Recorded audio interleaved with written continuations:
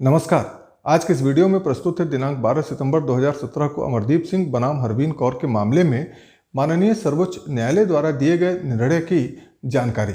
जिसमें यह कहा गया है कि आपसी सहमति से डिवोर्स के लिए अब 6 महीने की निर्धारित अवधि में छूट दी जा सकती है।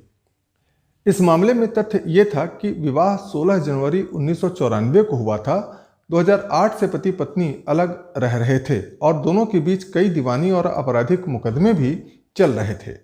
अंत में 28 अप्रैल 2017 को सभी विवादों को सुलझाने के लिए उनके बीच एक समझौता हुआ और वे आपसी सहमति से तलाक के लिए तैयार हुए और इस प्रकार उन्होंने 30 हजारी फैमिली कोर्ट नई दिल्ली के समक्ष आपसी सहमति से डिवोर्स का एक केस दाखिल किया। उन्होंने न्यायालय से 6 महीने की अवधि में छूट की मांग की। इस आधार पर की थी कि वे पिछले 8 साल से भी अधिक समय से अलग अलग रह रहे हैं और उनके फिर से मिलने की अब कोई संभावना शेष नहीं बची है। किसी भी तरह की देरी से उनके पुनर्वास की संभावना प्रभावित होगी। इस मामले में विद्वान न्यायमित्र ने अपना तर्क प्रस्तुत किया था कि अधिनियम की धारा 13B(2) के तहत प्रतीक्षा अवधि डायरेक्टिव है और असाधारण परिस्थितियों में विचारण न्यायालय द्वारा छूट दी जा सकती है, क्योंकि धारा 13B(1) न्यायालय के जुरिस्डिक्शन से संबंधित है और याचिका केवल तभी चलने योग्य होती है जब पति पत्नी 1 वर्ष या उससे अधिक समय से अलग अलग रह रहे हों, जबकि धारा 13B की उपधारा 2 प्रक्रियात्मक है। उन्होंने कहा कि जहां सुलह की कोई गुंजाइश नहीं है और पति पत्नी पहले से ही लंबे समय से अलग रह रहे हैं या लंबे समय से मुकदमा लड़ रहे हैं, वहां अवधि को माफ करने का विवेक न्यायहित पर विचार करके एक निर्देशित विवेक डायरेक्टिव डिस्क्रिशन है। इस प्रकार न्यायालय को इन प्रश्नों पर विचार करना चाहिए कि पति पत्नी की शादी को कितने साल हो चुके हैं, मुकदमेबाजी कब से लंबित है, वे कितने समय से अलग रह रहे हैं,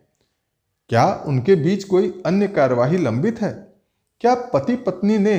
मध्यस्थता और सुलह में भाग लिया है, क्या वे गुजारा भत्ता व बच्चे की कस्टडी के संबंध में वास्तविक समझौता कर चुके हैं। न्यायालय को इन तथ्यों से संतुष्ट होना चाहिए कि पति पत्नी वैधानिक अवधि से अधिक समय से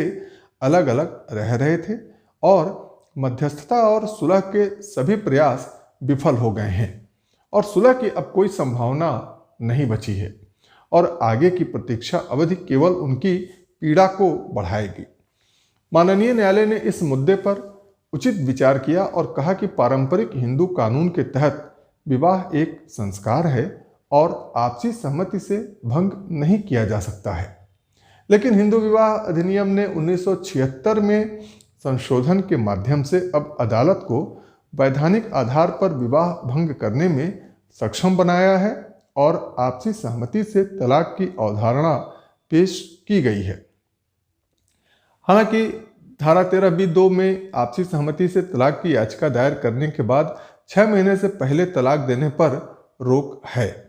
संशोधन इस विचार से प्रेरित था कि अनिच्छुक भागीदारों के बीच विवाह की स्थिति को जबरन बनाए रखने से कोई उद्देश्य पूरा नहीं होता।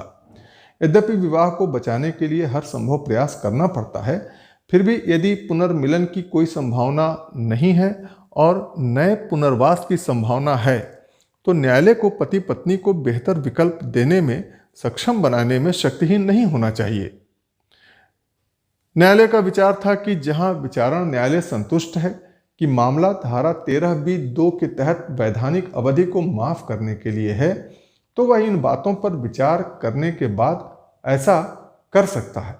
कि पति पत्नी के अलगाव की 1 वर्ष की वैधानिक अवधि के अलावा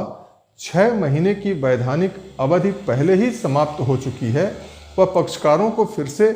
मिलाने के लिए CPC के आदेश 32A नियम 3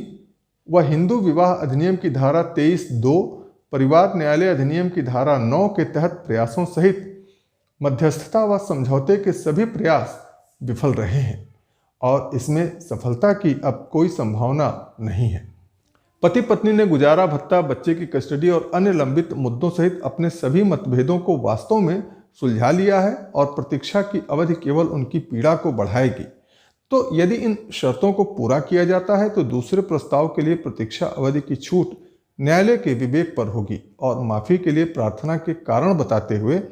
पहले प्रस्ताव के 1 सप्ताह बाद ही छूट के लिए आवेदन दायर किया जा सकता है।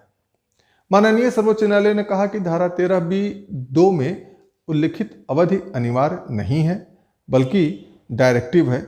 यह न्यायालय पर होगा कि वह प्रत्येक मामले के तथ्यों और परिस्थितियों में अपने विवेक का प्रयोग करे। माननीय सर्वोच्च न्यायालय ने यह भी कहा कि जहां पति या पत्नी किसी भी उचित और वैध कारण से व्यक्तिगत रूप से उपस्थित होने में असमर्थ हैं, वहां इस तरह की कार्यवाही के संचालन में न्यायालय वीडियो कॉन्फ्रेंसिंग के माध्यम का भी उपयोग कर सकता है और माता पिता या भाई बहनों जैसे करीबी लोगों के माध्यम से पार्टियों के वास्तविक प्रतिनिधित्व की अनुमति भी दे सकता है। तो ये थी अमरदीप सिंह बनाम हरवीन कौर के मामले में माननीय सर्वोच्च न्यायालय द्वारा दिए गए निर्णय की जानकारी। आगे के वीडियो में डिवोर्स से संबंधित कुछ और निर्णयों की जानकारी दी जाएगी, इसलिए आप हमारे इस YouTube चैनल को आज ही सब्सक्राइब कर लें और वीडियो को लाइक व शेयर करना न भूलें।